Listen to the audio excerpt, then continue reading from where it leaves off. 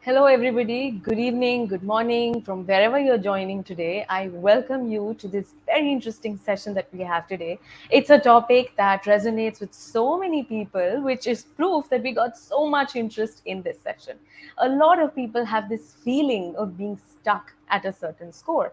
They're like, I work hard, I've been trying, I've been solving questions, I do all that I can do. Somehow my score does not budge. Or even if I make improvement, I still don't make that much of an improvement. My dream score is a Q50 or a Q51, but I can't seem to be able to break that barrier. Today, I'm going to help you break that barrier. So be excited about this and trust yourself before you get into this. Trust that it is doable. It is something that so many people have been stuck with, but it is doable. So, with this positive energy, this confidence in all of us, let's get started. Welcome, everybody. This, to start with, is some inspiration. So, before you do this, there is inspiration for people who've already done this. So, you can see how there's improvement from a Q40 to a Q50, 45 to 49 to 50, then 49 to 50, very different kinds of improvements. Now everybody here, you see, started from a different point. Now 40 is a lower starting point, of course, compared to a 45 and compared to a 49. Let me tell you, this one is the hardest improvement. When you are stuck at a 49 and you have to break that barrier, you have to get to that 50, 51. That is when you have to just go all in and find out that one missing link that is not letting you get to that 50. So people have done this. Again, proof that this is doable. I'll just give you some more proof of the success stories that we have on GMAT Club. This is quant specific success stories for now. So this is 2021, the Q49 plus scores reported. Now, if you just look at the numbers, you can see how EGMAT has powered way more success than anybody else in the industry. This is almost 5 times, 4 times, and this is the power of doing things the right way. Now, let me tell you how you can prepare for a Q51. There are 2 stages here. First, you build your core skills. It's like you want to be a cricketer, you have to first know how to play cricket. You have to know how to bat or to bowl, whatever you want to get into. And then after you learn the very concepts of it, you start building, you learn the processes on it. Let me take another example. For example, you want to learn how to spell the word xylophone, and you are in school, it's your first day of school, you will not be able to spell it. Definitely not. What you need to do first is learn concepts. What will concepts be here? Well, learning letters of the alphabet, A, B, C, D, right? That's how you learn concepts. After concepts, then it is about how to string those letters into words, starting with smaller words, writing a cat or a bat or a mat, which is why you need to understand phonetics, how a letter sounds. Then finally, it comes to GMAT style application where you start spelling words like the xylophone. So you have to be super structured, build your core skills first, learn the concepts first of all that you need, learn the process to need. Don't aim for shortcuts, they do not work every time. You want solid methods that work every time. No matter what be the kind of question, you should be confident there. Then you do targeted practice. So once you know, okay, I've understood the processes, I know what I have to do. Now, how do I polish this further? How do I get to that next level? You do targeted practice. You practice more on what you want to improve more. Throughout the process, you need to strategically review every single solution. This is where you pinpoint why you faltered somewhere. What that means really in detail is this: a lot of times okay, I read some comments about people telling where they are right now, 45, 38. Good to hear that. Now, everybody who is stuck at a certain score and wants to improve further, what's the key? Let me give you the golden thing first, and then I'll keep elaborating. The key to acing GMAT Quant is mastering process skills. These are like that phonetics example that I gave you in the context of spelling heavy words. Now, when you learn process skills, you learn how to apply the concepts that you know. A lot of times it happens with people that, they know the concepts, but when it comes to a question on the exam, they go blank. They're like, okay, I know what a prime number is, but what do I do with this question? I don't know where to start. That happens with a lot of people. Tell me if that resonates with you as well. So often, people get stuck and they're like, where do I find that final bit of improvement? How do I know what to work on? Now, process skills, as I said, is something that takes concepts to application. So every time that you struggle, there is something missing in that bridge between concepts and application. You need to strengthen that bridge. It should not have any gaps, so that there's no scope of falling through. Now, this is what you need. And what are the process skills that we have? There are these 7 key process skills. And most of all kinds of mistakes, I would say, 90, 95 more percent than that, you will be through if you understand process skills perfectly. And if you are a diligent student, you have to be diligent in whatever you do to really get that level of success. Now, I will keep talking about these process skills one by one. Right now, just telling you about 7 of them will just confuse you. So we'll go step by step. Now, in the comment section, you already find the link to access specific videos on each of these process skills. Yes, I'm going to discuss them right now as well, but later on after the session, go through this playlist that we've shared. You will find multiple videos on each process skill. Believe me, when you strengthen these process skills, you will see that improvement from the very next day. It's that powerful. Now, with this knowledge of what these process skills are, you will be able to attribute cause for every mistake. What do I mean by this? Well, when I ask people, why could you not do this question? I used to get a lot of, oh, I knew the concept, I was solving it perfectly, but I made a silly mistake. Or I was just careless. I know I will not make this mistake again. It was just a silly mistake. We just brush it aside. We just don't focus enough because we think that's silly, and we can't be silly every time. But there's a lot of pattern in these mistakes. All of these silly mistakes can actually be attributed to one of these process skills being missing. Sometimes it is, something like I assumed information or I jumped to conclusion. It is one of these process skills that you should have applied and you did not, and instead you went the other way. So when you'll find, the cause for every mistake, either it's a conceptual gap. I mean, if you don't even know the ABCD, then obviously you're going to get your spellings wrong. But if it is not concept gaps and you're sure that I know my concepts, which is what the main topic here today is, then it has to be a process mishap. So I'm going to help you with that today. With a lot of questions that you're going to see, you will see how every question has specific skills at play. It's not a rule that a question on primes will have this skill or that skill. It's like this set of skills, these tools in your arsenal, which will equip you to take on every question with confidence. So, how are we really going to do all of this? Well, I am going to share some questions with you. There will be 9 questions in total, and through these 9 questions, I will keep introducing these skills to you. Now, let's just chit chat a little. Ashish also tells us his score. Chandan Rai has a tough time with DS. So then if you have a tough time with a specific question type, then you need to spend time with it.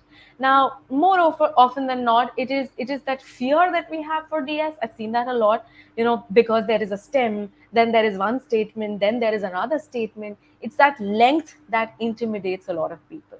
And there is a skill to help you with that intimidation associated with long questions. There's a skill to help you break it down slowly. So, good introduction. I think that's going to help you there. Now, we are going to begin with what? As I said, I'll keep explaining these skills one by one to you. The beginning is with these 2 skills of infer and translate.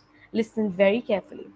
Infer is to infer something out of a given piece of information. What you're going to do is, I am given something, I will take out meaning from that something. For example, I say that x is an integer which is divisible by 2. Now, I am saying a pretty lengthy definition where actually what I'll infer out of that is, okay, if it's divisible by 2, that means x is an even number. So you took out the meaning from one thing. What did I say? That if it is divisible by 2, well, that means it's an even number. So this that means that I did, this inference that I made, this is something that helps you go from the question to the final answer. You keep inferring as you go. You keep collecting information, you keep getting more stuff as you solve. Okay, now I have this, what do I make of this? Now I have this also, what do I make of these two pieces of information together? That is inferring. It's really the most heavily used skill, really, because you keep inferring as you go. Translation is the skill that I talked about when Chandan talked about TS. Translation is about translating English to math, math to English. So when I said you have a lengthy question, a lot of words, a lot of sentences, you do get confused. You're like, okay, how much do I read? I'm already confused, I'm overwhelmed with all of that information. The best way to go forward is to read one line, change it to its mathematical partner, and then read the rest of the question. Do not read the whole question and scare yourself at once. Okay? Read one bit, write what it means mathematically, see if you can make inferences to already simplify it, already take it to the next step before you read the question further. So this technique of breaking it into pieces, it removes that fear of long questions, because you're not really dealing with a long question at all. Now, how we're going to start this is through a question. As I said, you will see a poll in the chat for question number 1. Question number 1 is a skill, because right now I've only introduced infer and translate. You should not have to do any other kind of skill application in this. You will need to see how, English is going to math, math to English, or how you're making connections. But don't let that, you know, influence the way you solve the question. I mean, don't sit and think, okay, what am I translating here? She said there is translate. I need to translate something. Don't do that. If you follow the process properly, if you are somebody who solves questions methodically, the skills will naturally come into play. If not, of course, we will discuss the solution. The link should be here in seconds. Can we have the link, please?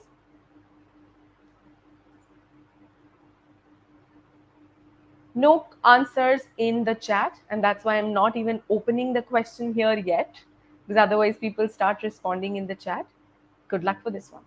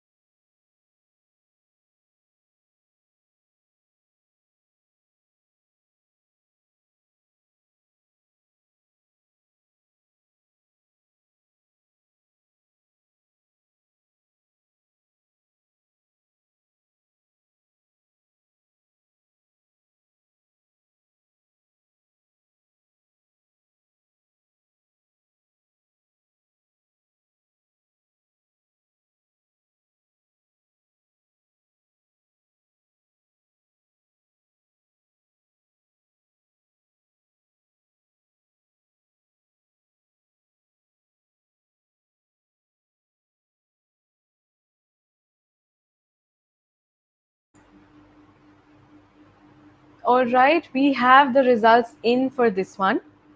Deepak already says, ma'am is testing inference skills A squared. No, that is not the inference that I was testing.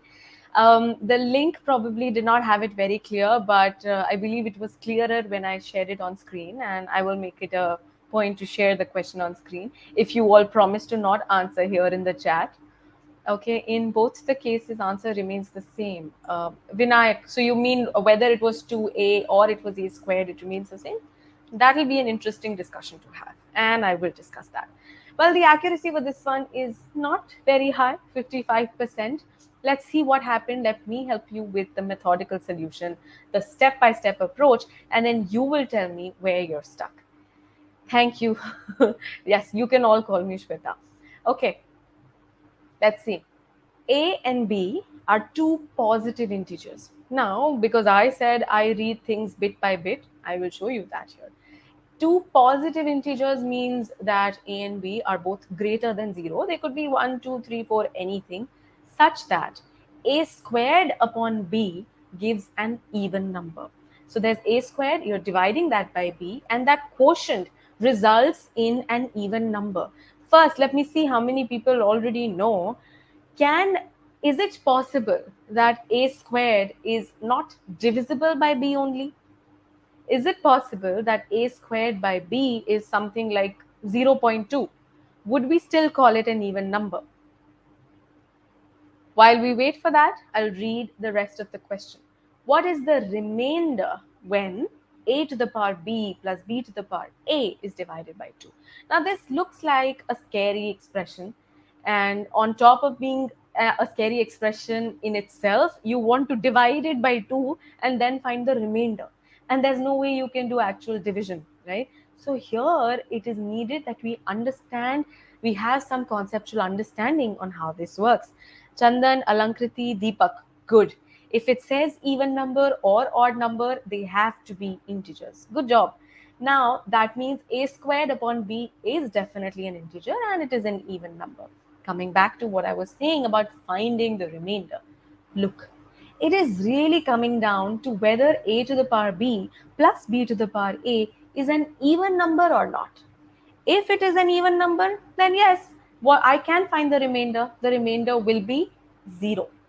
If it's not an even number, it's an odd number, and I'm dividing that by 2, then the remainder will be 1. I can take simple examples. Any even number divided by 2, well, because it's even, the remainder has to be 0. Any odd number, say 3, any odd number is always 1 more than the nearest even number, right? So 1 becomes the extra, 1 becomes the remainder. So, to really be able to find this remainder, my question becomes about finding the even odd nature of a to the power b and b to the power a. Now, how do I do that? First, very important thing that I've already done here is I've reframed my question. Because of that reframing, it already looks simpler. It's like I don't have to worry about some division and then the remainder of that division. I just have to think about, is this number even or odd? And we are more confident with even odd, the concept of even odd numbers, than we are with divisibility and then finding remainders. So this translation already has made it less complicated. Now, positive power on any number does not change the even odd nature of that number. It's a very powerful concept. For example, 2 is an even number. Any power on 2 that I take, any positive power, 2 to the power 1, 2 to the power 2, 2 to the power 10, the result will stay even. Similarly, if it's 3 as my base and I do 3 to the power 1, 3 to the power 2, 3 to the power 10, the result is going to stay odd. Why? Because in the first case, it's even multiplied by even forever. And when you have even one even number, the result is even only. In the other one, it's odd times odd times odd times odd. So when all of the numbers are odd, there's nothing even that you have, the result stays odd. So this positive power not changing even odd nature, this simplifies our question a lot again. How? This a to the power b really will have the same even odd nature as a, because I know these are positive integers, right? So I don't have to worry about anything. Because my powers really are positive, I don't care about them. The even odd nature of b to the power a similarly is just the same as even odd nature of b. So my question is a plus b even? Look at the degree of simplification that you've already made. Now when you come to the information that was given, and this will be interesting because Vinayak said something, I'll come to this. A squared upon b gives an even number. So a squared upon b is equal to something even. I can just multiply b on the right side. So a squared is equal to even times b. Now because one number is even, the product has to be even. So that means that my a squared is even. But do I know something about this circled b?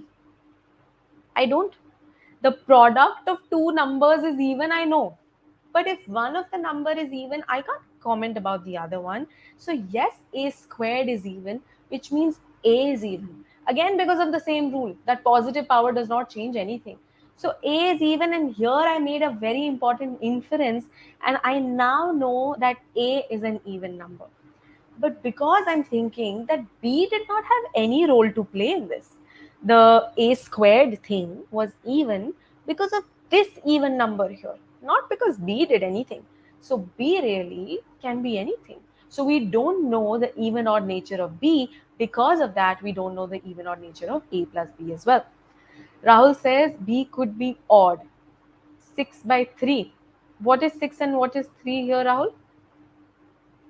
So, well, in this case, we cannot comment, and therefore the correct answer is C. Coming to Vinayak's comment now, if it was 2a, if it was 2a upon b is an even number, I would get 2a is even. Now, 2a is obviously even because of the 2 there. In that case, you would not even know about a. Right now, at least you know about a. So, Vinayak, it's not the same thing. But yes, if you come to cannot be determined overall, then yes. The overall answer is the same, but the working was definitely not the same. I hope everybody understood what we did here, okay? Arun likes this. 37% of the people chose A. That was the next most popular choice. So you guys thought that the result is going to be even. Maybe you assumed that B is going to be even as well because A is the only one that you get information about. Okay, all right, so everybody, all of those people who fell into the trap and who marked A, I hope you've all understood this now. So 55% is what we started with, the accuracy. Now I hope everybody is on the same page. Yes, B could be even, B could be odd. Absolutely, Rahul. Bakhtiyar, don't we have to divide even number by even versus odd number to get even? Okay, let me give you an example. I think Rahul already did that. What about 6 divided by 3, Bakhtiyar? 6 is an even number, 3 is an odd number. Your result is still even. You don't have to have the even denominator. I think that's why so many people went with A. There is a faltering point. Now, you should not call that a silly mistake. You should say that you did not make the right inference from the information that you had. You could not apply this skill properly. And when you start doing that on all of the questions that you solve, you will soon have a very good idea. And I make a lot of mistakes with inference, or I make a lot of mistakes with translate. You will be super powerful. Hemant says, what is the difficulty level? Hemant, if we go by the crowd here, then a 55% accuracy categorizes as something which is hard. So anything below 60% is a hard question. But in general, on the exam, this would be between 600, 700. It should not be a hard question. All right, with this, I hope the first experience of coming across two skills was interesting. Now, I'll give you one more skill: simplify. Simplify, as the name suggests, is about simplifying something. You have some information, it looks really complicated, but without getting scared, you work on it, you simplify it. For example, instead of saying in let me just give you an example and you'll see how simplifying, canceling out common factors, and taking all of those things really makes the expressions that you're working with less scary. So the best way again would be through a question. I will first wait for the poll here, then I'll open the question here as well. Chandan said he got Q49 in the first prep, GMAT Prep 1, but made 10 mistakes majorly in DS. So, Chandan, yes, you did mention that DS was a trouble point for you, but I would encourage you to not limit this to just DS being the problem. dig deep into all of those questions and see which skills you missed. And believe me, you will see yourself going past that barrier. All right, the poll is here. Good luck, everyone. I am opening the question here as well. All the best.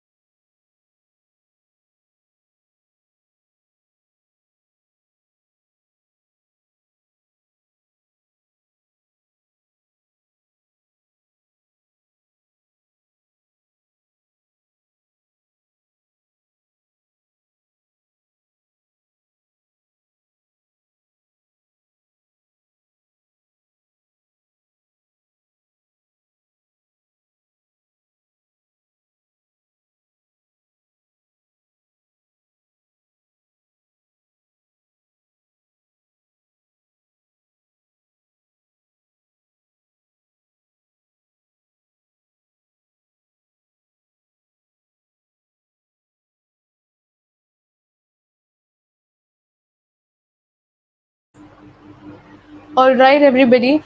Remember at the beginning of the session, I said we should not be writing any answers in the chat because that can influence somebody else.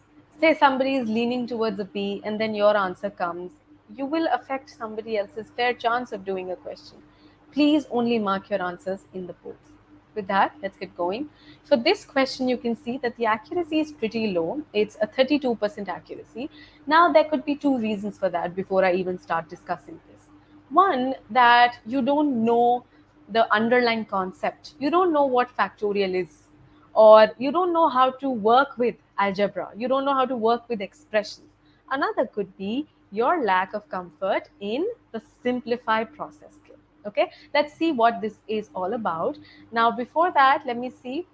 Okay, Shubkaran, one thing before we start with this question, it is never about the number of questions you do, it's about the quality of questions that you do. Now, this I took in between of the discussion because a lot of people ask this question. Always remember, quality is more important than quantity. It's a cliche, but it is valid as much as it is elsewhere on the GMAT also. It's the quality of questions, it's how you extract from each question, the learnings you take out of it that will make you really a star here. Okay, now here, let's see, let's come back to the question, everyone. So the question stem did not really give me too much. It just said that n is greater than 4 and I want to find out the value of n. Now, greater than 4 could be 5, 6, 7, 8. There's no information really more than, a possible range. Now, when I look at the first statement, I need to know what factorial is to be able to work with this. So I'm first giving you that definition. N factorial is the product of all of the numbers that start at n and go all the way to 1. That's it. So 5 factorial would be 5, 4, 3, 2, 1, all of them multiplied. Coming here to this question, just observe really carefully that this n minus 3 factorial is the number that you're starting with is going to be n minus 3. And then one less than that is what? N minus 3 minus 1 is n minus 4. So then it's n minus 3 and the rest of it is going to be n minus 4 factorial. So here I just broke n minus 3 factorial into these two parts. What that simply means is rewriting 5 factorial as 5 times 4 factorial. That's it. Or 10 factorial as 10 times 9 factorial. Now, why I did that? You see the power. See how n factorial cancels out in the two numerators. N minus 4 factorial cancels out in the two denominators. What I have after the simplification is a neater expression, which is less scary than what I started with. Then I dig deeper. I can see 4 factorial, which is again 4 times 3 factorial. I'll do that. Again, I'll cancel out the 3 factorials. Another neater expression because of that simplification. Now, this, when you just cross multiply, you're going to have n minus 3 equal to 4 and n is 7, which makes statement 1 sufficient. Now, when statement 1 becomes sufficient, you can reject choices B, C, and E. See how I put crosses here. So, first, this already rejects B, C, E. So, it would be interesting to know if anybody marked B, C, E. So, Harsha, if you could put those stats here as well. Now, meanwhile, let me talk about statement 2. This looks like more complicated than the first one, but that does not mean the idea changes one bit. My goal will still be to make it less scary, which is what simplification is supposed to do, which is what this process skill is all about. Keep making things simple so that you remove that fear factor out of them. Again, observe it's the same n minus 3 factorial and n minus 4 factorial thing. When I break all of the n minus 3 factorials into this form, I again get a lot of stuff that I can cancel out. Basically, this n minus 4 factorial becomes a part of the LCM, and that's why you can cancel it with the right hand side n minus 4 factorial. See how option E was chosen by 14% of you. That means this simplification in statement 1 did not get you to this final value. Now, I already am pretty confident that statement 2 would have scared you further, but people often choose E when they can't do it. So I've heard this a lot. It's like, when I come down to combining two statements and it's like, I can't do it, but probably it can be done. So they don't mark C under that pressure and mark E. in this case also, because you could not do, you were not very sure of how this could ever give you an answer, so many, exclamation marks, you just went with E probably without doing this skill. So for you people, your review tells you that you lack this skill. Already make a note of this, that simplification is a skill I need to work on. Stop calling it silly mistake forevermore. Now, this simplification on the statement 2 side of it gives me this neater expression, not as pretty yet, but yes, better. Again, I will cancel out the 3 factorials overall, and this is what I have. Now, I observe that there's an n minus 3 here and n minus 3 on the other side in the other denominator as well. I can just club these two terms together and keep 1 by 4 alone. The result of this would be this simple expression. Again, I can cancel out n minus 3 and simplify it further into just a 1 by 4. What I have is 1 by 4 is equal to 1 by 4. Wow, that's some new information. So after all of this solving, what we got was, 1 is equal to 1. 1 by 4 is equal to 1 by 4. We know that. That did not help us find any value. What this really means is that the statement that you have is going to be true for all n. There's no role that n has to play in making 1 by 4 equal to 1 by 4. And because it's going to be all n in the world, you can't get a value. So this is insufficient, and the correct answer becomes A. So we have a question here by Niruk. How did we cancel the n factorial in the numerators? So Niruk, n factorial in the numerators, you can think of dividing this n factorial from the right hand side on the left. When you take it down, it will come in the denominator of the other one. Then you can cancel out. So visualize it that way. Whenever you have a common factor in two numerators, you can cancel it out. It's just not writing that one step of first bringing it into the denominator. But if it confuses you, go and do that one extra step as well before you cancel out. Okay.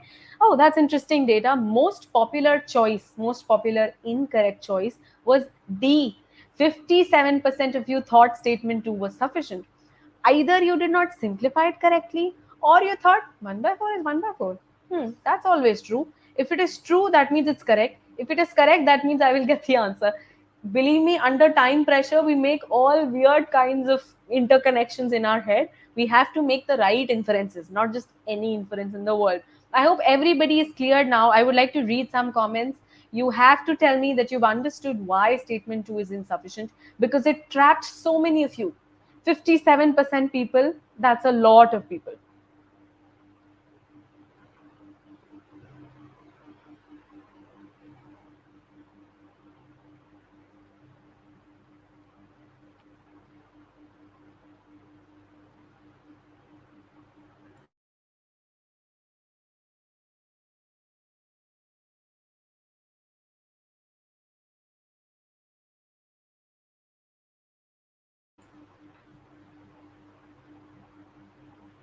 So Vinayak says, contrary to what some books say, it is important to calculate the value in a value type question by looking at both the options. Both are sufficient to calculate. I'm not sure, Vinayak, what you mean here. You've posted the same question again. In a value question, if it's a DS question, a data sufficiency question, you don't really have to get the value. After this stage, n minus 3 equal to 4, I was sure I am going to get the value of n. I did actually write down 7. If you were sure at this stage, where I got one, this, you could see that some little rearrangement is definitely going to give you n. You could have stopped here as well. So you can stop after you are confident that you are going to get the value. Okay. Okay, Kshitija says we'll need to watch this a bit again, but got the concept. Good that you got it. Slow and steady wins the race. Keep improving. Keep taking things out of these questions as much as you can. Okay. All right. Now that you've seen this skill once, the simplify skill, you've seen this one question that was completely dedicated to simplify. Now let's have another question where there will be some mixing of the skills. So let's have the poll for the next question. Can we have the poll, please? And I will share the next question on the screen. Here you go, everyone. All the best.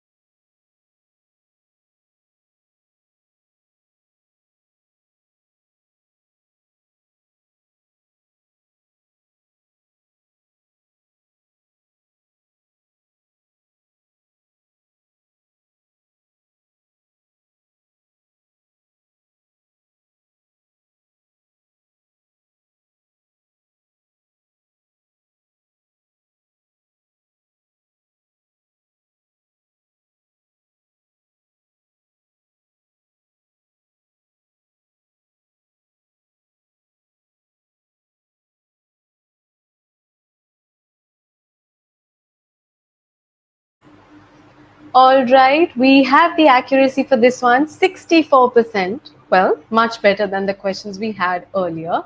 Hemant says, I have no idea how to even approach this question, even after preparing so much. Let this the right way. It is doable. Don't worry. Okay. Now let's see. Easy question says Akshat. Shubkaran says level of difficulty. Shubkaran, think about the accuracy that you're getting here. Let's focus on that. If you just trust this particular group of people, every time you get less than 60%, take it hard. Otherwise, if it's between 60 and 80, it's medium. That's going to be a good enough way to judge it. You will not have to wait for me to say it every time. So here then, 64% accuracy tells us that it's a medium question, but yes, leaning towards hard. Now, look, for each positive integer k, let ak be something. So it's defined. Ak is defined using k, and the question is about a certain product of a1, a2, all the way till an. We want to see if that result is an integer. Now, look, I can't just straight go to the statements. There is work that I have to do on the stem level. Look, I need to write some things to be able to see this better. Now, if k is a positive integer, that means it will start from 1, 2, 3, and so on, right? And I'm interested in this product. Now, look, starting with 1, if ak is equal to this thing, then when I put k equal to 1, I will get the first term as 3 by 2. Similarly, if k equal to 2 is what I put, I will get the second term as 4 by 3. Then k equal to 3 will give me the third term as 5 by 4. Similarly, you keep going on, and the nth term would be 1 plus 1 upon n plus 1, and I've simplified it into this form. If you look at it carefully, all of these numbers that you're getting, they have one more in the numerator compared to the denominator. It's integers only, but the one in the numerator is always one more, right? Akshat, I would like to stop you right there. 2.5 is not an integer. An integer never has decimal points in it. Integers are 1, 2, 3, 4, 0, minus 1, minus 2, and so on. Coming back to the question, now that I have A1, A2, all of these, I'm interested in this product, right? So the product is going to be all of these new numbers that I've gotten. I'll just put multiplication signs between them. Look at the power of writing down. You will see a lot of stuff canceling out. 3 and 3 go, 4 and 4 go, 5 and 5 will go, so on. Every denominator till the last one will go, because this n plus 1 will be the numerator of the previous one. Akshat, no such thing as silly mistake. That is the theme of the day. Nobody will call any mistake a silly mistake. It is a conceptual mistake if you don't know what an integer is. Okay, if you categorize it properly, only then will you know how to fix it. This simplification, guys, gives you the product as n plus 2 upon 2. Now, it's this simplification that has already made my question into a much prettier question. I now have to see, is this thing n plus 2 upon 2 an integer or not? Now, when will this be an integer? N plus 2 is being divided by 2, and the result has to be an integer. It can only happen if n plus 2 is an even number. Okay? Chandan says we need to start reading things before jumping to. Chandan, no. I said you need to solve questions bit by bit. You need to keep doing things, and then, this was a very small question, so I could see the whole thing. But if it's a word problem which is super lengthy, reading the whole thing will only scare you. So read a reasonable part of it and make inferences out of that. All right. I hope everybody on the same page till this point, that my question has become so simple now compared to what it was. It now is just n plus 2 upon 2. Now, inference that I have to do, inference, you will see that this will, reduce the statements to nothingness. They will stop being important. N plus 1 is a multiple of 3. So n can be written as 3p. P is some integer. So n is 3 minus 1. Now, if I just show you two possible values, p I took 1 and p I took 2, I can see that the corresponding n values that I got, in one case, n is even. In one case, n is odd. So my result that I'm getting here is different for different people. values. So I'm not going to get a sure answer. So statement one is insufficient, and therefore I will reject choices A and D, as you see me canceling them out here. Okay. Second statement now, n is a multiple of 2. Oh, I'm done. Multiple of 2 words means n is even, and so this statement is correct. Answer is B.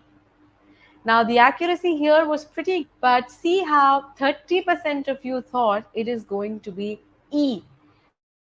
If you had come to this point, is N an even number, you would never have missed statement 2. Statement 2 is precisely giving you that N is an even number. I'm sure you would have missed it. But right now, why did that miss happen? Because all of this simplification did not happen for you. So you never could simplify the question to this. This final inference was not made, and because of that, it was like, oh, what has it got to do with n being a multiple of such a big mess? How will not or being a multiple of 2 help? This is the power of doing upfront work. Keep things so that they stop being intimidating. They become something that you can understand. Okay. Uh, Partha Sarathi, why do you want to do this in under? Why is that a goal? Reasonable time for any question on the GMAT is that you should be able to do it in under 2 minutes, and this definitely can be done in that time if you build the right approach. Okay, don't worry too much about learning the right skills. Chandan says how to unlearn and relearn. That's the biggest challenge, isn't it, Chandan? I mean, a lot of times we're just used to learning the wrong way. I mean, when you consider exams that you used to take at school, there it used to be all about percentages. That's my score. I got 80%. That's my score.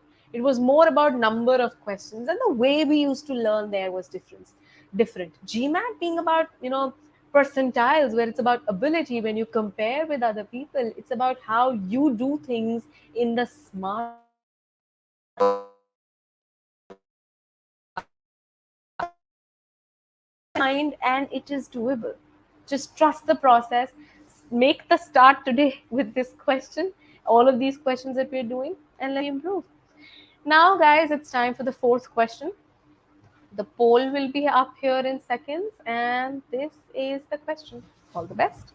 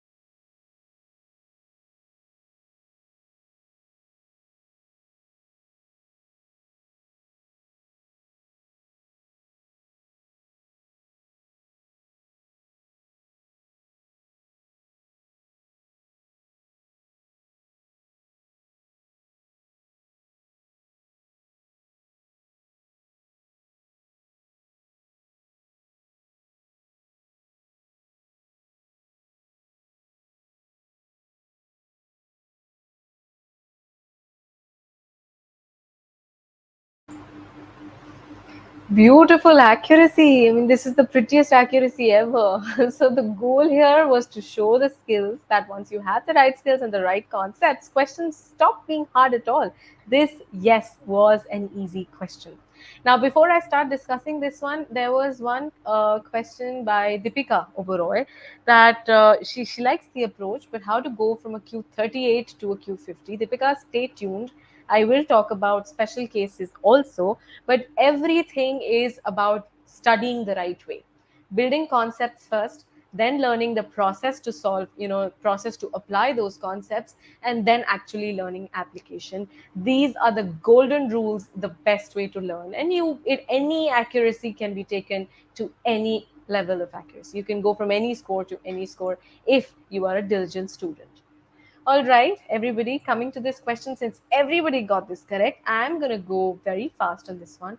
Positive integers, x is odd, product xy even. So you already understand that if x is odd and you want the product to be even, that can only happen if y is even. So we've simplified the question already. Instead of, focusing on a product, you now have to focus only on y. But yes, so this question, everybody's confidence, if you were getting a little low because of all of the questions, this will bring you back to the right path, but still show you the power of skills. Statement one. Now, when I see 6 is an even number because of the presence of 6, and 23 is an odd number, and even plus odd is odd. When I see that, it means the product of x cubed times y. This product is odd. Now, when is the product of two numbers being odd? Only if all of those numbers are odd. Now, that means odd x, you already know is odd, right? So I'm using that here in place of x cubed, then that's an odd number. This means y has to be odd. Now, what was my question? Is y even? I'm getting that y is odd. That means it's a sure answer. No, y is not even.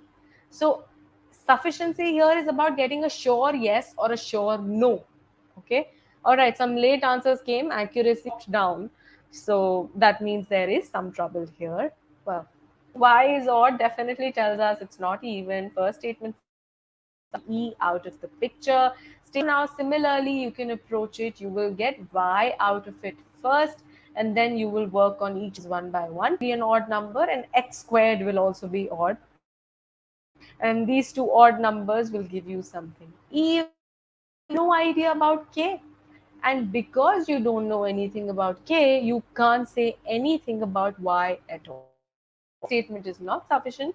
Correct answer is A. Okay. Hamza says he took the GMAT last week, got 650 with a Q47. And now, okay, well, if you're satisfied and if this is going to get you a good score, we wish you all the best. If you want to improve further, you can. Just believe that this was your fourth attempt. It's about practicing the right way. All right, good job on this one. Now it's time for me to introduce you to the next skill. It seems as if simplification is something that you're comfortable with. Also, next skill that we'll talk about is consider all cases.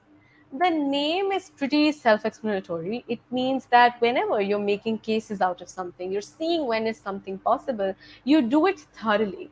You do it with all possible cases that exist for that thing. And without that, if you miss cases, you're more likely to make mistakes. I mean, you're highly likely. If you miss out cases, you're highly likely to get the answer wrong. It's just lucky cases where even despite missing one case, you get the answer. But super important skill to have. Now I'll show application. So it's time for question number 5. The link will be here.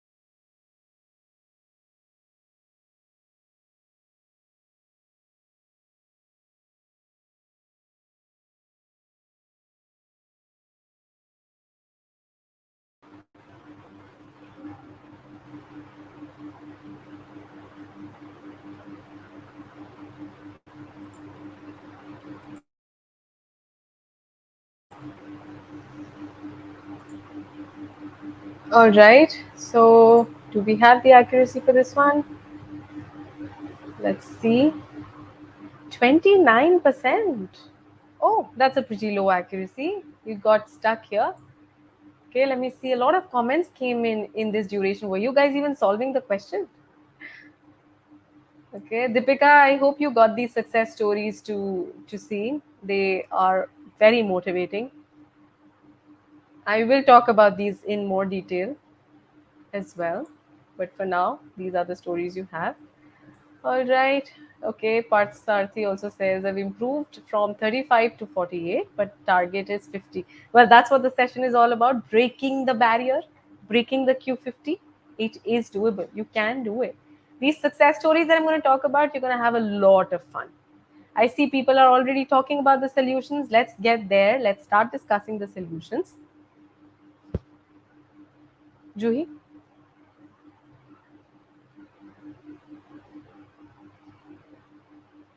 1 second, guys. I'll get the PPT up.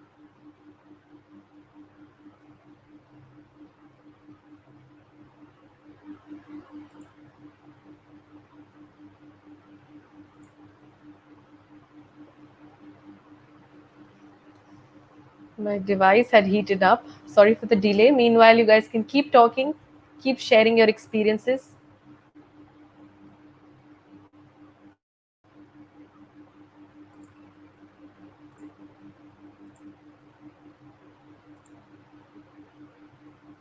Forgot to consider negative values. Deepak also says x to the power 0. Yeah, that was one important case in this one. The accuracy was pretty low.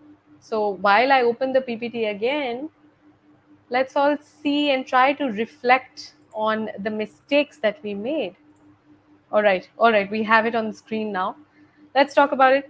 X to the power 3y minus 1 is an even number. And we want to find out about x and y. I mean, x and y are integers also. That means they could be positive, they could be negative, they could be 0. Remember, no decimals, could be anything else.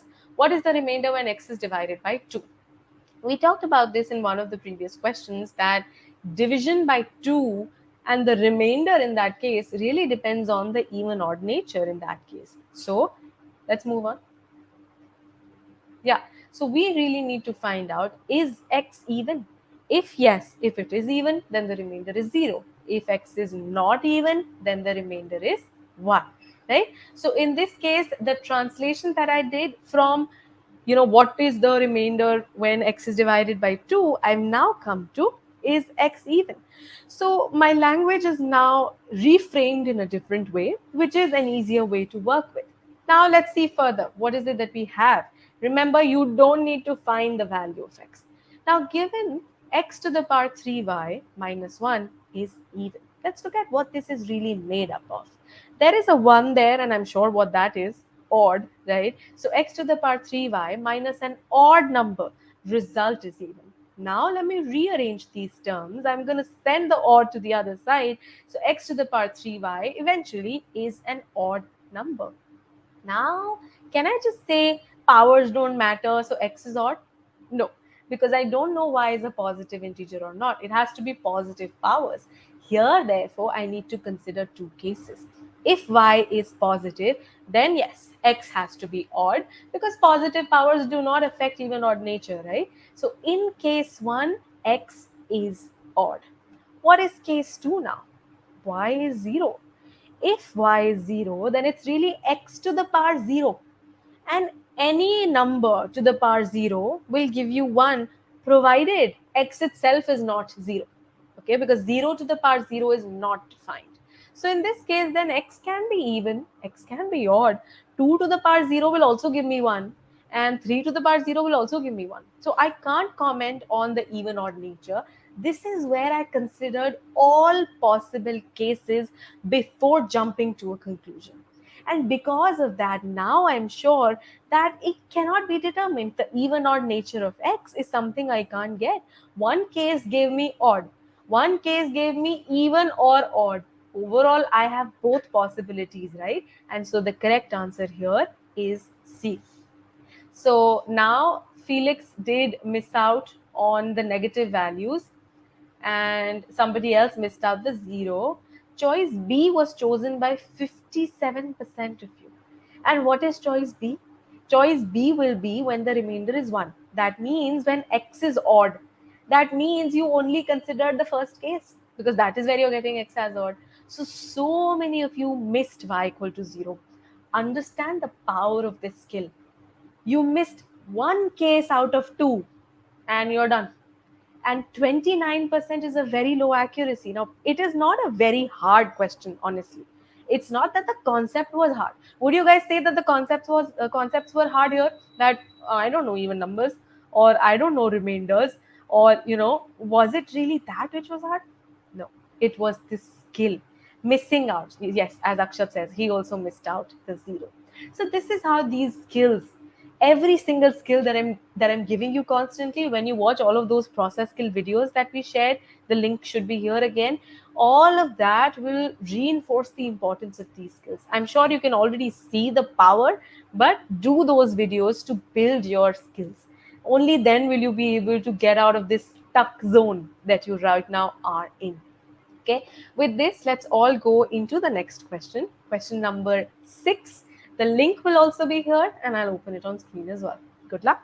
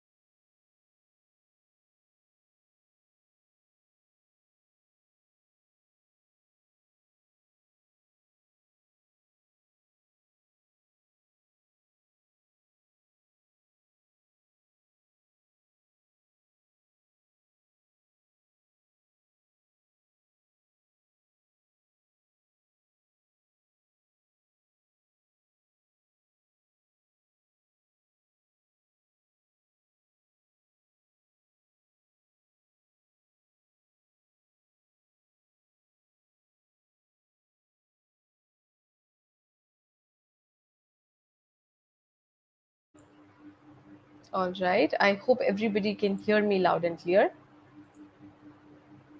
Okay. So 80% is the accuracy on this one, and that's a pretty good accuracy. Let's see now how why 20% of you still missed this. So question stem, first of all, if a and b are positive integers, that just means they're greater than equal to 1. So 1, 2, 3, 4, they could be anything.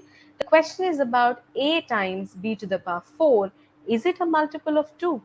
Now, what does it mean for something to be a multiple of 2? Is it an even number? Now, if it's a product of two things, a and b to the power 4, and you want the product to be even, when will that happen? First things first, the b has a positive power. There's a 4 on it. And positive powers do not affect even odd nature. So I could very well just talk about AB. Is AB even? Now, when is the product of two numbers going to be even? If at least one of them is even. Now, this simplification done, my question has come down to what? Is at least one of them even?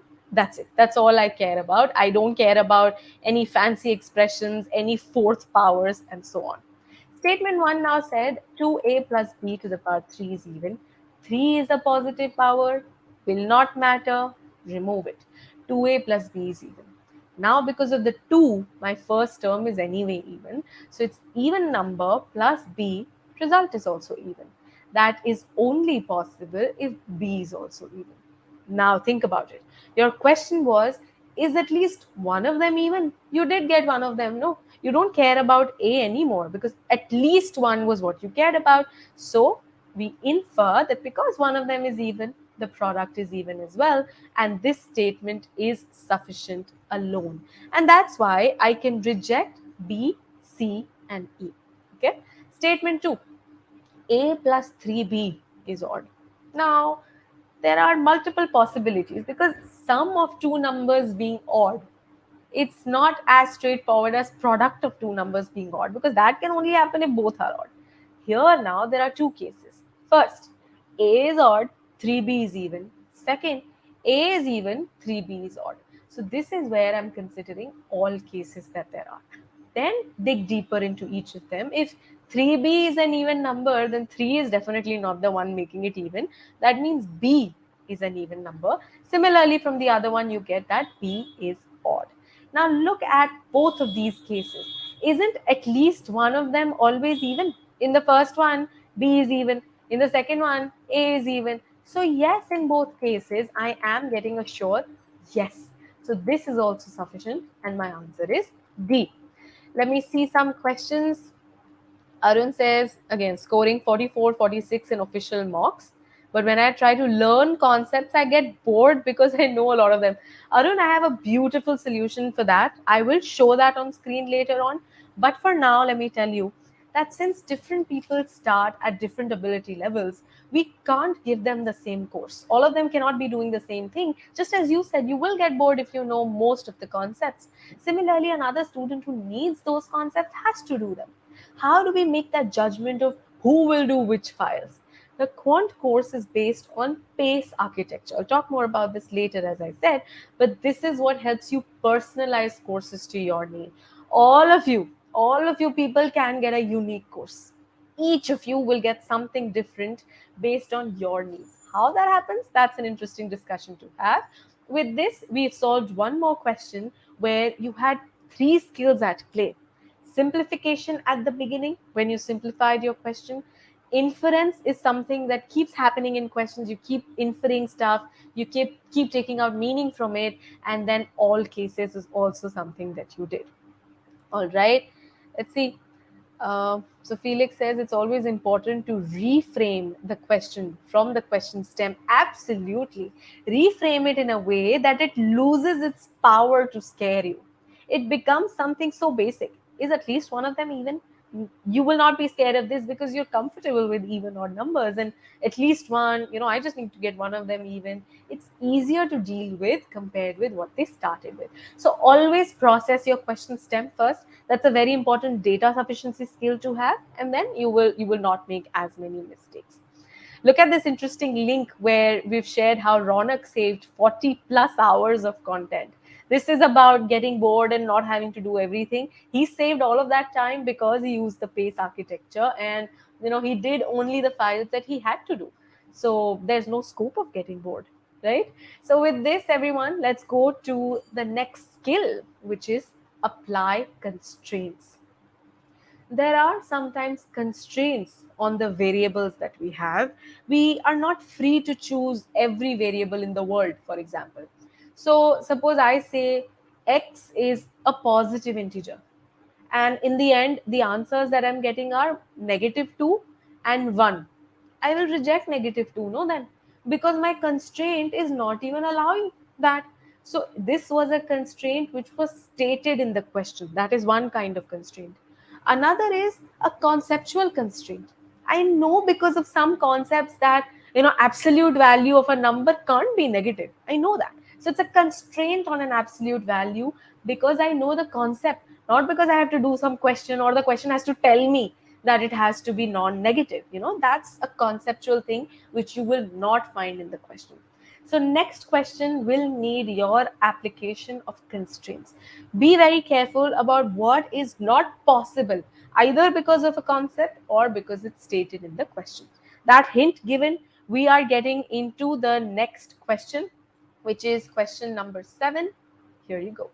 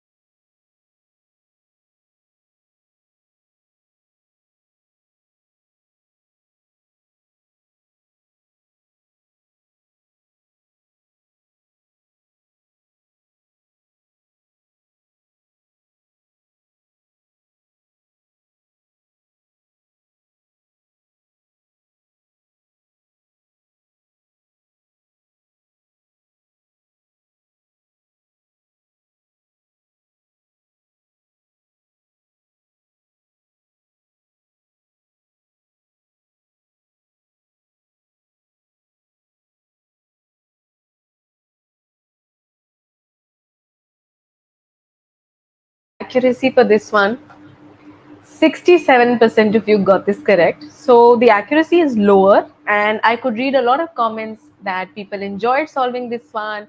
It was a bouncer for someone, it was difficult. A lot of comments on this one. So I'm happy that you had fun doing this question, and now I'm sure we're going to have fun solving this one together. 99, okay, that's a hint. Then there's a question. Let's discuss this properly. So the difference between these two numbers is a positive multiple of 7. The question did not have to tell you that. You could have found out the difference and that, yes, it is a positive multiple of 7, but there's a purpose. There's a reason this information was given. They're saying in this particular example, you see three digits, 9, 4, 2, which is like A, B, C. In the other number, the central digit, the tens digit, is put where it was. The other two have changed places. So it has become CBA. You notice the same thing here later on in the question. So that's the reason that was given, to set some context or just an example so that you can visualize this. A, B, C are non-zero digits. So non-zero means they're going to start at 1, because their digits, the greatest they can go till is 9. How many three-digit numbers A, B, C are possible such that this particular difference is a positive multiple of 7, just how this one was? This was a positive multiple. Now, instead of this one example, this 1942 as ABC, we want to see how many total such numbers are possible. Okay, let's break this down nice and slow. First things first, what is this thing all about? This looked so nice when it was about numbers, but it looks very weird to be subtracting letters of the alphabet.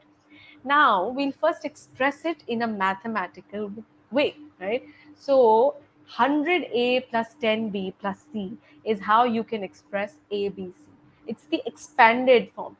Just how 942 is what? 900 plus 40 plus 2. So you break it down that way, right? Similarly, you can break down the CBA as well.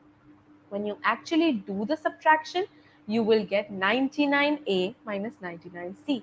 So here already I've gone from this English ABC minus CBA, which did not really make sense, into a mathematical expression, which then I simplified also, and then I can take 99 common. This is what Akshat had written, and Akshat, your inference was perfect. That this means that A minus C needs to be a multiple of 7. Why? Because 99 is not a multiple of 7. No.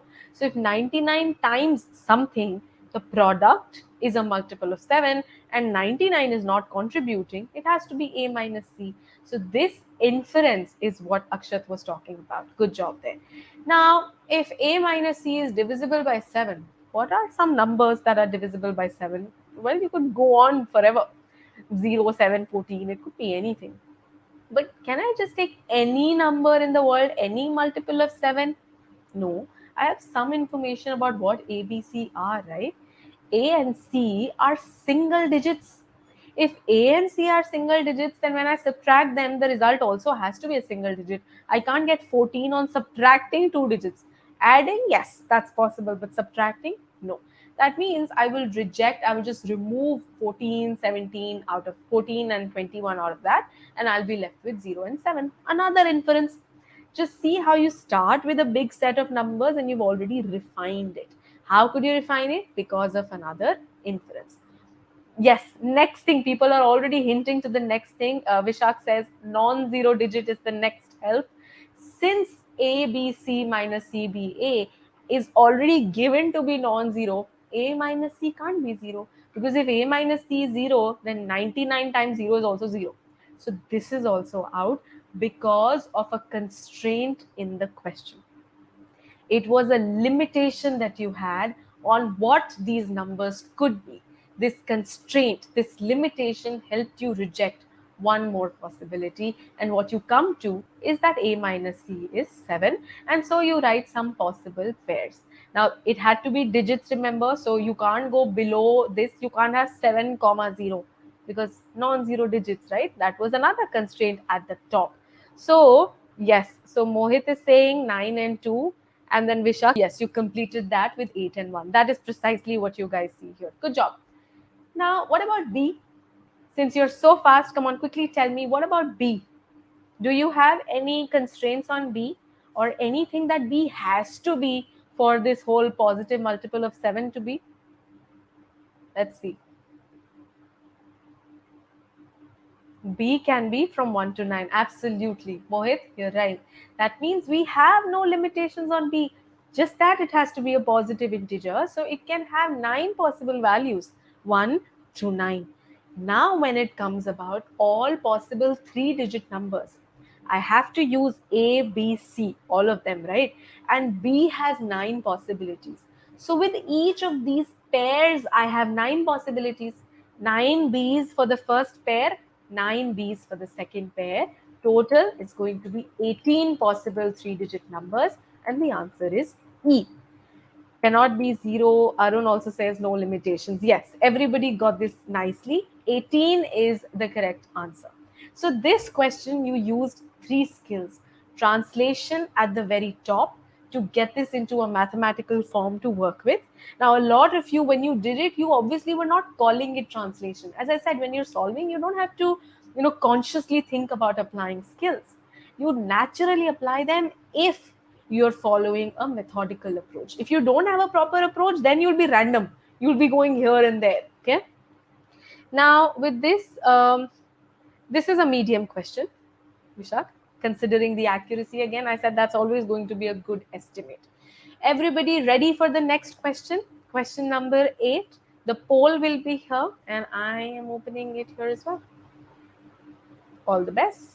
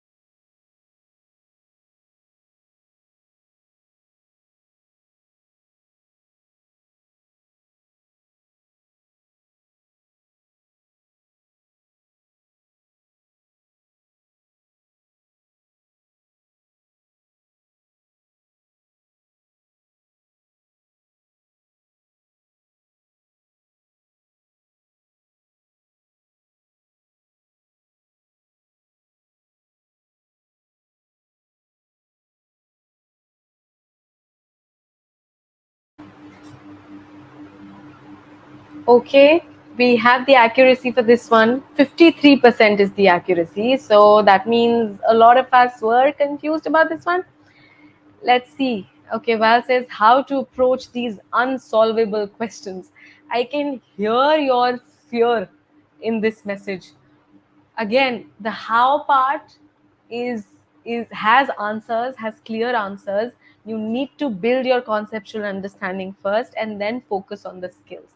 As I explain this, be more interactive and ask questions. Whatever is actually the reason behind you getting it wrong, once you figure that out, tell me here, because this proves that you're actually listening. Okay, listening or learning, I should say, that you are going to learn from your mistakes. You are at least able to identify where you're getting stuck. Okay, question 8 asks for the value of x. No information in the stem, straight going into the statement. Now it looks scary. Yes, there's this x to the power 4. It's like, how will I ever solve a fourth power thing? It is scary. But observe, it's the same thing. It's the same thing here that you have in the denominator. Just multiply the denominator to the left hand side. You are going to have the square of this big term equal to 1. Now, when is the square of any number equal to 1? You know when. This is not a concept that you miss, I am sure. The square of a number is 1 if either the number itself is 1 or the number is minus 1. First, I'll talk about the 1 case. So, if this expression, the value is 1, when you take x squared, when you simplify this one, you will get x squared plus 1 equal to 0. Well, I first got the 1 to the left side, so the 1 got cancelled, and then you took x squared common between them. Now, when is the product of two numbers 0? The product of two numbers is 0 if at least one of them is 0. So either this x square thing will be 0 or the next thing. Before that, look at the next case I was talking about so that we don't lose sight of the cases. It was when this inner number, the one whose square we're taking, is negative 1. That rearrangement will give you negative 2. Now, coming back to this case. What did I say? Once you consider all cases, get into them one by one. First case is going to tell you that since the product is 0, either this first one is 0 or the second one is 0.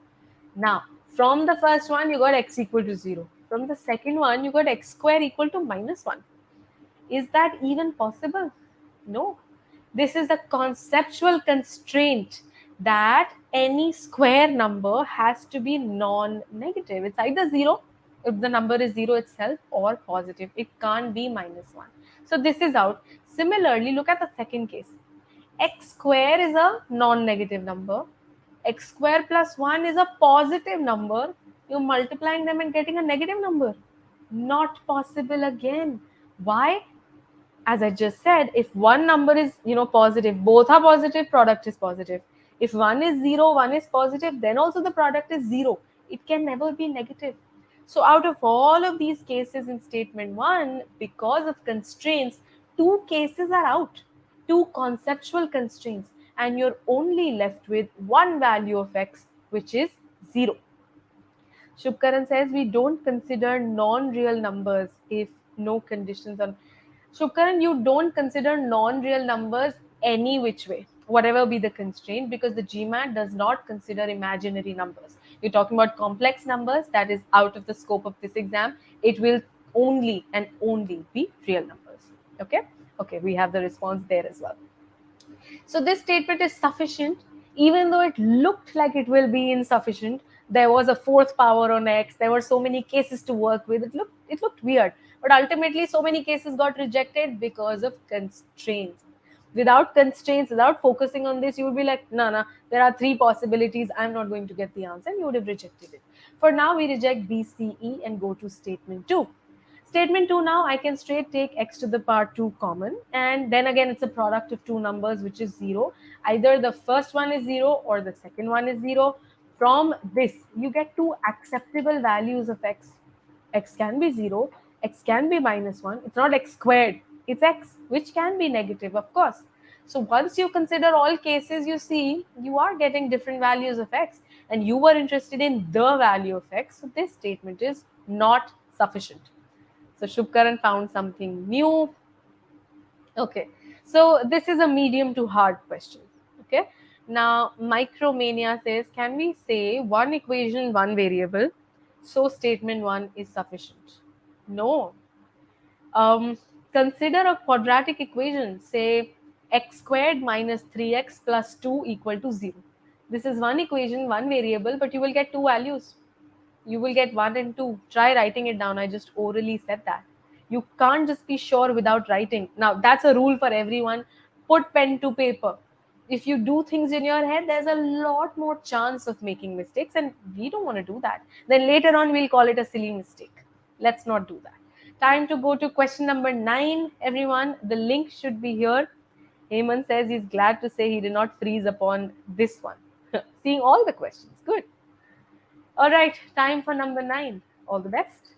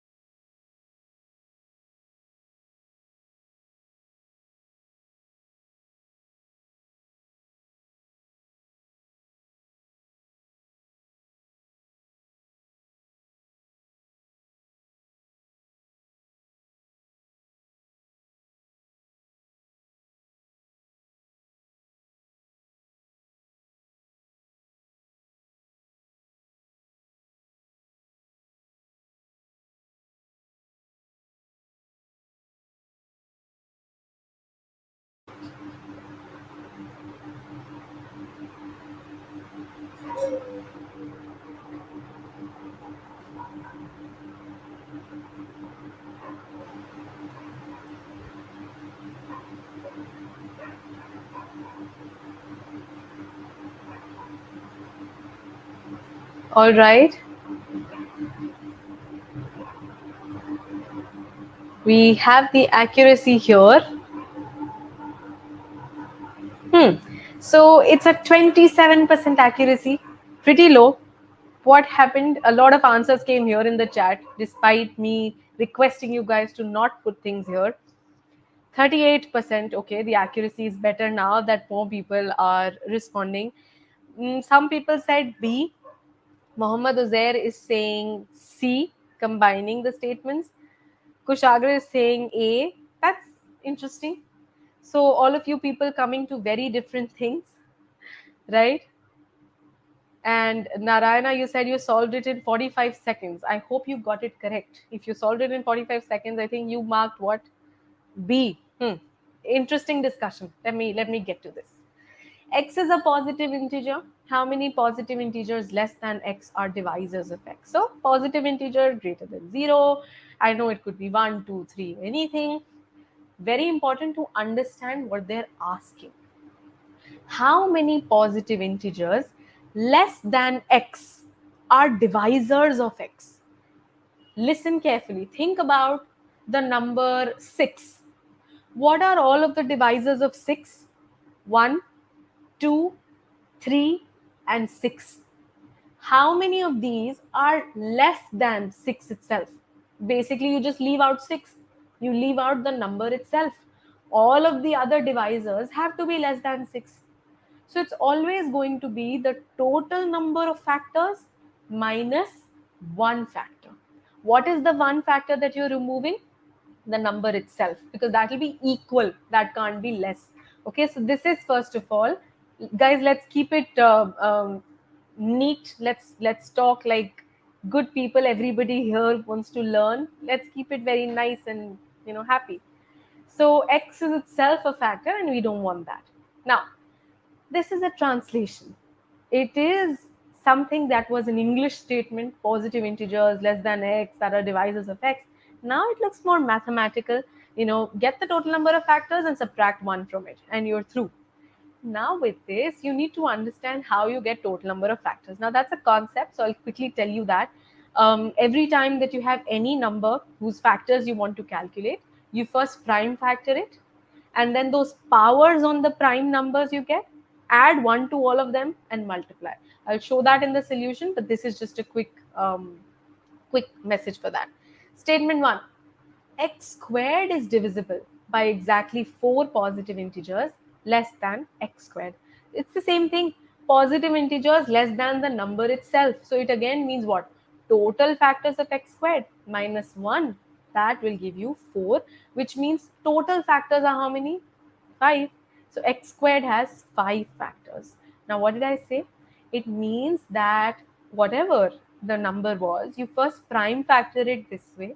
The powers that you have, a, b, c, you add 1 to all of them and you multiply. So in this case, in the case of x squared, this product should come out to be 5, because 5 is the number of factors. Think about how you can express 5 as a product of numbers. There's only one way. 5 can be written as 5 times 1. There's no point writing the times 1, because if b plus 1 is 1, then it means b was 0. B was 0 means this second prime number never existed anyway, right? So this just means that x squared is of the form p1 to the power 4. This then means that x is p1 squared. So x is the square of a prime number. So while you say you considered a prime number, this is the square of a prime number, not just a prime number itself. Now, once I have it in this form, I can again use this concept that I have the prime factored form. I'm just going to add 1 to the power. So 2 plus 1, 3 factors in total. So statement 1 does give me the answer, and I will reject B, C, E. Okay.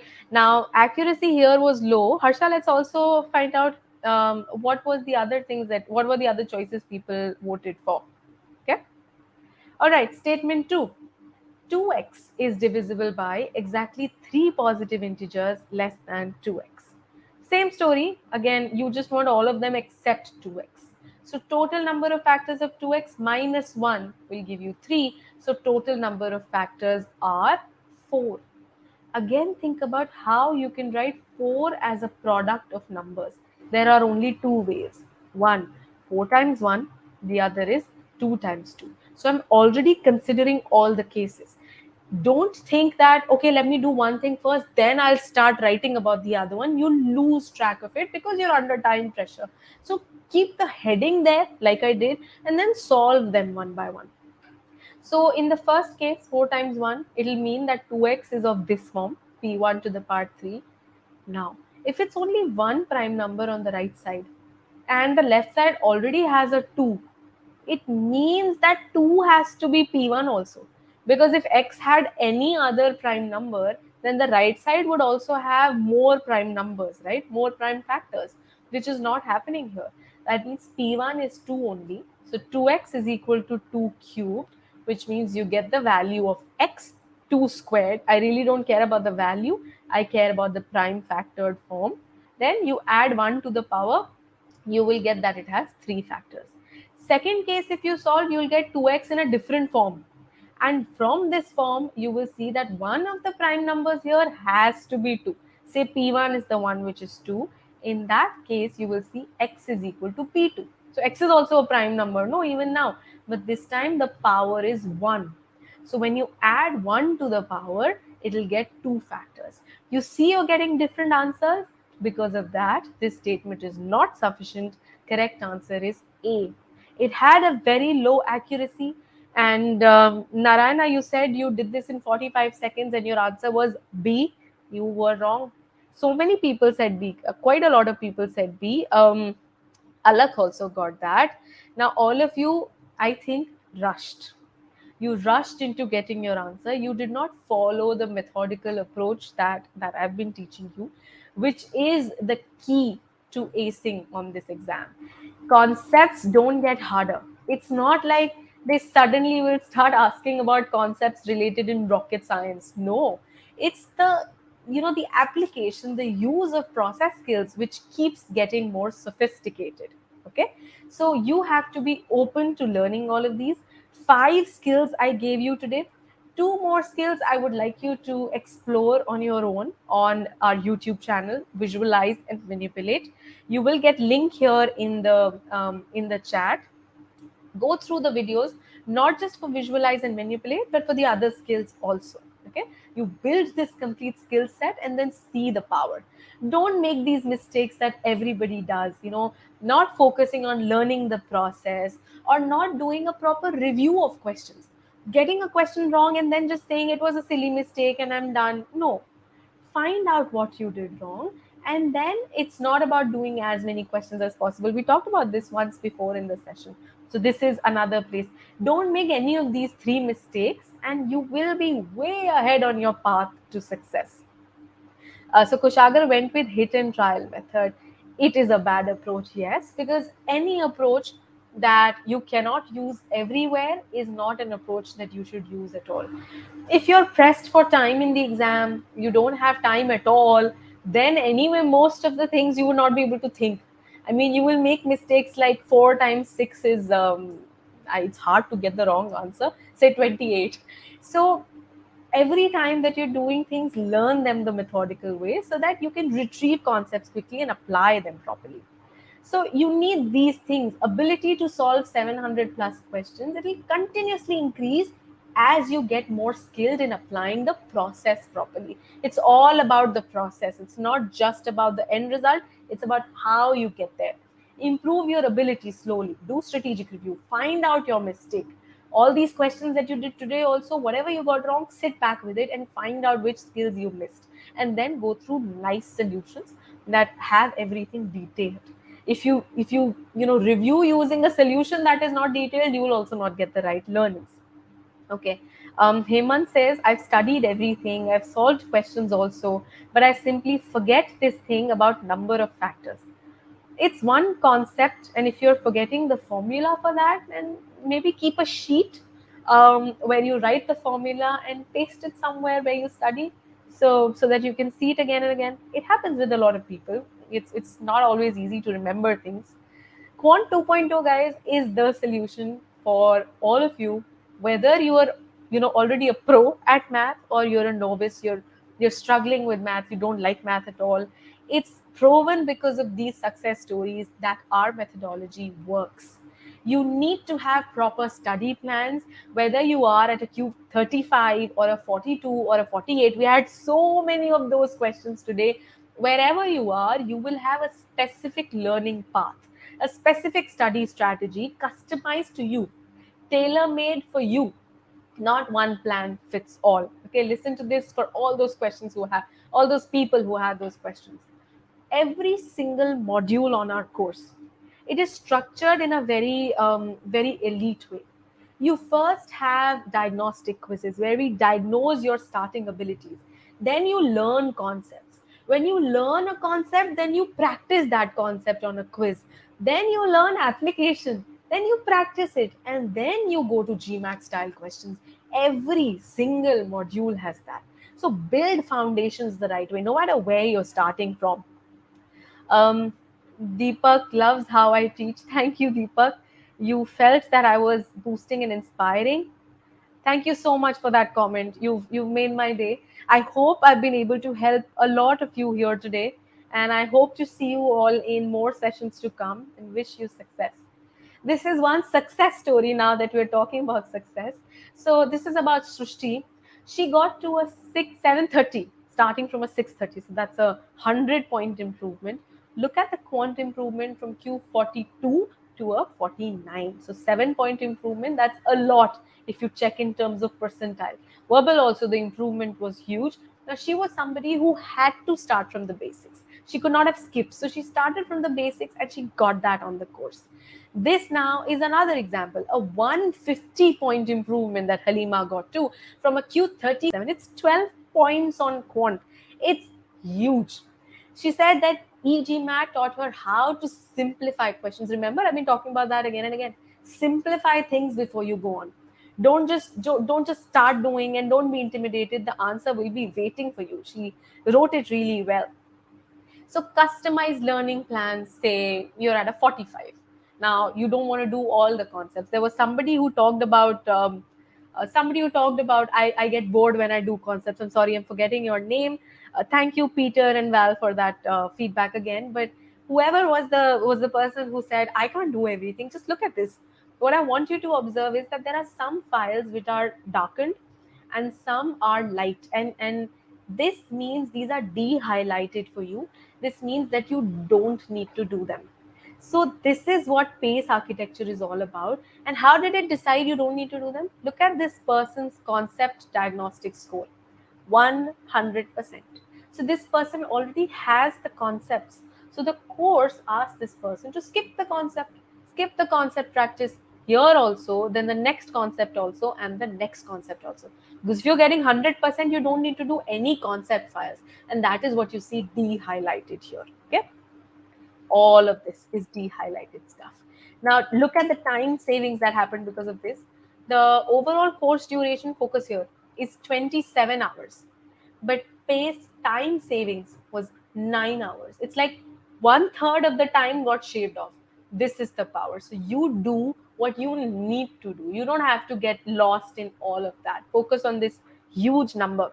Arun, absolutely, you can get a trial. For everybody who wants a trial into this, you will get a link for the quant free trial on the session. Let's have the link, Harsha Juhi. This is another story for you. 610 to 740, focused prep and data analytics.